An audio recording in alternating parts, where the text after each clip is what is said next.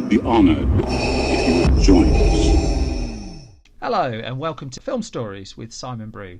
But in terms of going back to the physical production, the film shot for 18 weeks and it was shooting 6 days a week through that time. There was a break for Christmas Day, a little bit, but the production didn't afford an awful lot more than that. To hit that, Philip Noyce found himself editing the film during lunch and at the end of shooting every day, and he described it as the most physically exhausting film he'd ever made at that point. He's done some big blockbuster movies since, and I'm curious how that would compare, but certainly from the films he was coming from, this was insane. This was a huge culture shot, and it was also an utter race against time. The deadline had been firmly announced, as it would be for Noyce's next couple of Hollywood movies, Sliver, Clear and Present Danger, where he had to hit this very, very specific release date. The problem they kept hitting with Patriot Games was the ending, though. This is going to be spoilery, so I should flag that, so I will. This is going to be spoilery. Now, the ending of the film ends with a big speedboat based action sequence between Harrison Ford's Ryan and Sean Bean's character, the human spoiler Sean Bean, so you can pretty much guess which way it goes even if you don't see the spoiler warning, and this was turning into quite a tricky ending to get, and in the end it was reshot three times. Now, what you actually see when you see Harrison Ford in the version that made it to the end is he's actually never moving. I didn't know this, and I went back and had another look, but I discovered he's never moving in that scene. And what they did to make that is they shot it in the parking lot of Paramount Pictures in Los Angeles. The producers turned that parking lot, which had a slope in it, which afforded them the opportunity to do it, into a giant sea, and they made sure that Ford was always stationary. They also then sent a second unit out to get loads of the choppy seawater and the stormy weather, and the second unit had the hardest job, as most people tend to concede, and they did something like 25-30 days to get their bit. But the bits where you see Harrison Ford, he's never actually moving. It's all the effects going on around him that obviously give the impression of the movement. Now, the original ending of Patriot Games was supposed to be a hand-to-hand fight underwater, but problems ensued. The water, for instance, was dirty. They couldn't filter the water, and after 3 nights of filming these underwater fights between Ford and Sean Bean, Ford was actually starting to get an infection. He didn't tell anyone. They just picked it up and noticed. He also hit his head in an underwater in one of the underwater shots and ended up struggling for air, and apparently that was a little bit hairy for a minute. But the ending, when they came to see it, and Noyce and Ford hadn't got off to the best of start. Ford was reportedly a little less trusting of the approach Noyce was taking at first, until Noyce edited footage together and showed Ford, and then they turned into very close collaborators, although they'd have more problems on the next film, but again we'll come to that another point. But they kept reshooting the ending of Patriot Games because it simply wasn't working.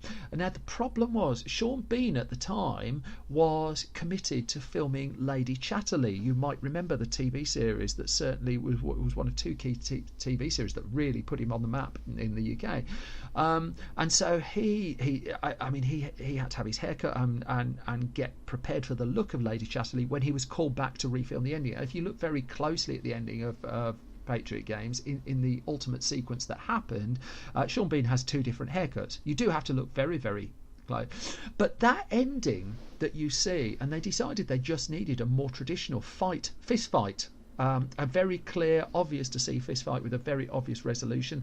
I think it's probably the weakest bit of the film. Personally, I think the whole bit where they rampage through the house is very, very tense and really well done. As soon as they go out to sea, I think it loses it a little bit, but nonetheless, aiming for a blockbuster audience, they needed something a little bit more straightforward, and so they reshot that ending. Let's go back to those deadlines again. They've got to hit that June release. They've got to get all those prints struck. They've got to do the publicity tour. They've got to screen it for press.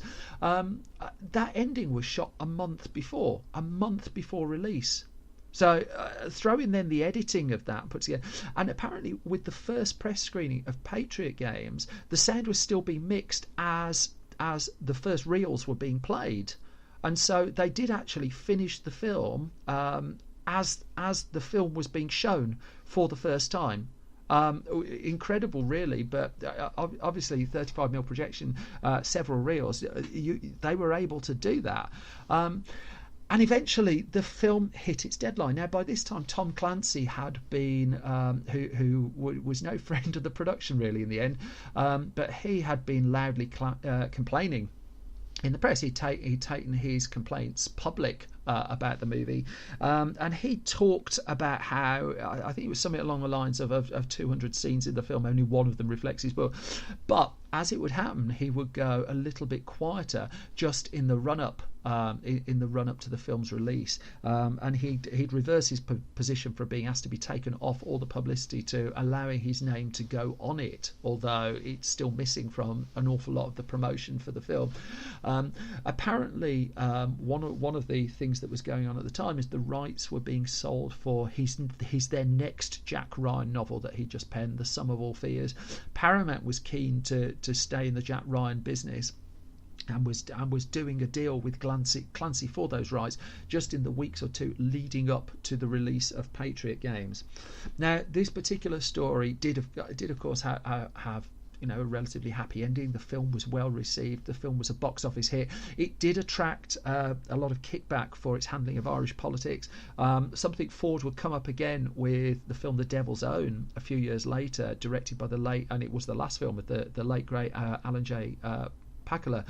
And so the issue would come again. But in terms of where that left Jack Ryan, it left things as Mason Newfield had intended, with enough box office to be able to press ahead with the next film in the series, which I think is the best, but then happy to debate it, Clear and Present Danger.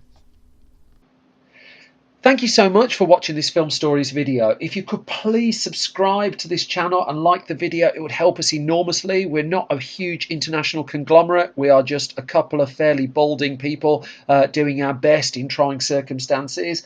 If you want to comment on the videos as well, please do that. Hugely appreciated.